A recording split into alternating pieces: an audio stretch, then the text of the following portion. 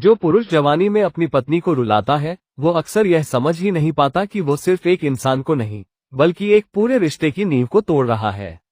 उस समय उसे अपनी ताकत, अपनी इच्छाएं और अपनी अहमियत बड़ी लगती है, लेकिन वह ये भूल जाता है कि जिस दिल को वह ठेस पहुंचा रहा है, वही दिल उसके जीवन का सबसे सच्चा सहारा भी है। पत्नी के आंसू उस वक्त भले ही खामोशी में बह जाएं, लेकिन उनका दर्द समय के साथ गहराई में उतर जाता है।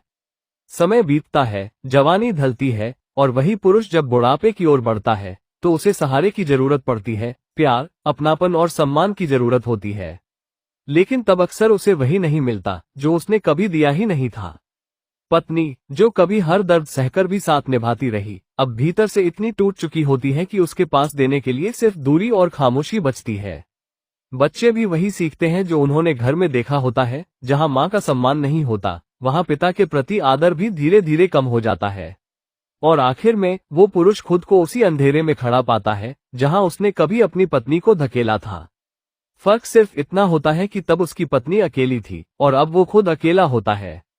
जीवन जैसे उसका हिसाब बराबर कर देता है, खामोशी से, बिना शोर के, लेकिन पूरी सच्चाई के साथ।